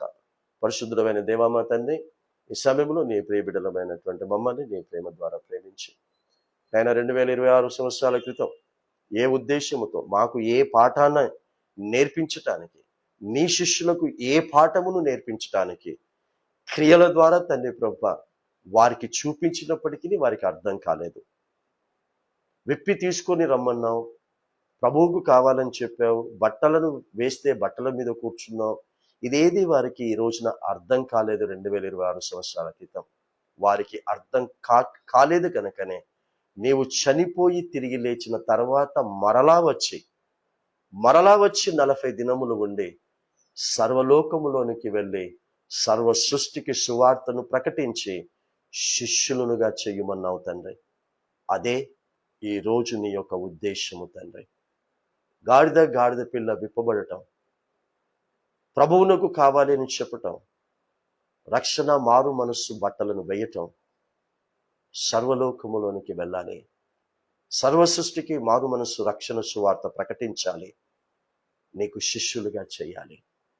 మాకు శిష్యులుగా కాదు, మా సంఘ సభ్యులుగా కాదు, మేము సంపాదించుకునే వారిగా కాదు, నీకు శిష్యులుగా చేయమన్నావు. అది ఈ రోజు యొక్క నీ యొక్క ఉపదేశముకు సంబంధించిన క్రియలు. అది తర్వాత వారికి అర్థం చేసావు. ఈ రోజు కూడా అర్థం కాని స్థితిలో చాలామంది బిడ్డలు మోసపోతూ ఉన్నారు. మోసపోతున్నటువంటి బిడ్డల కొరకు ప్రార్థిస్తూ ఉన్నారు. దయచేసి వారికి కనువిప్పు కలగచేయండి తండ్రి. కనువిప్పు కలగచేసి నిన్ను నిజమైనటువంటి మనస్సుతో ప్రేమించి అదే ప్రేమను అందరికీ ఒకేలాగా తండ్రి ప్రభువా క్రియల ద్వారా పంచేటటువంటి మనస్సులను దయచేయమని, స్వార్థపూరితమైనటువంటి ప్రేమ చంపి నిస్వార్థపూరితమైనటువంటి ప్రేమ కలిగి ఈ లోకములో బ్రతికే బ్రతుకు నాకు మాకందరికీ మీరు కలగచేయమని. నైనా రానున్న దినములు చాలా భయంకరమైనటువంటి దినములుగా ఉండబోతూ ఉన్నాయి. అది నీ లేఖనములో ముందుగానే రాసిపెట్టిన దినాలు తండ్రి ప్రభువా. అవి ఏనాడో ప్రారంభించబడ్డాయి, ఇప్పుడు అవి మా దాకా వస్తూ ఉన్నాయి. ఈ సమయంలో మమ్మల్ని వాటిలో నుంచి తప్పించుమని అడగటం లేదు, కానీ తట్టుకునే శక్తిని దయచేయండి. మీ బిడ్డలమనే ధైర్యముగా ఒప్పుకునే శక్తిని మాకు దయచేయండి తండ్రి. వెనకడుగు వేసేటటువంటి స్థితి మాకు రానివ్వకండి నాయన. నీకు స్తోత్రం. మా మెడల మీద కత్తి పెట్టినా పర్వాలేదు, తినటానికి తిండి ఇవ్వకపోయినా పర్వాలేదు, త్రాగటానికి నీళ్ళు ఇవ్వకపోయినా పర్వాలేదు, మేము మాత్రం నీ బిడ్డలమే, నీ సాక్షులమే అని ధైర్యంగా నోటితో ఒప్పుకొని అలాంటి భయంకరమైనటువంటి రానున్న స్థితిలో సైతము బ్రతికే నీ ఆత్మ స్థైర్యముతో బ్రతికే బ్రతుకు నాకు, నా కుటుంబానికి, మాకిచ్చిన పిల్లలందరికీ దయచేయమని తండ్రి ప్రభ ప్రార్థిస్తున్నాను. నువ్వు రక్షణ గలవాడుగా మా యొద్దకు వచ్చావు, ఆ రక్షణను మాకు ఇచ్చి వెళ్ళావు. ఆ రక్షణతో మాత్రమే బ్రతుకుతూ ఈ లోకములో డబ్బిస్తే డబ్బును అనుభవిస్తాం, బంగారం ఇస్తే బంగారం అనుభవిస్తాం, తిండి ఇస్తే తిండిని అనుభవిస్తాం, బట్టిస్తే బట్టను అనుభవిస్తాం. నీకు సంబంధించింది ఏది ఇస్తే అది అనుభవిస్తాం. అలా అనుభవిస్తూ నీ రాకడ కొరకు సిద్ధంగా ఉండే భాగ్యం కలగచేయండి. ఇప్పుడు విన్నవారు, తర్వాత విననై ఉన్నటువంటి బిడ్డలందరినీ కూడా నీ ప్రత్యేకమైనటువంటి కనుదృష్టితో దర్శించి ఆయా కుటుంబాల్లో తలపెట్టినటువంటి ప్రతి పనులన్నీ కూడా నీ ద్వారా విజయవంతముగా వాక్య లేఖనముల పద్ధతి ప్రకారముగా ముగించుకునే ఆధిక్యతను దయచేయమని యేసుక్రీస్తు నామమున తండ్రిని అతి వినయముగా బ్రతిమలాడి వేడుకొంచున్నాము స్వామి. ఆమేన్.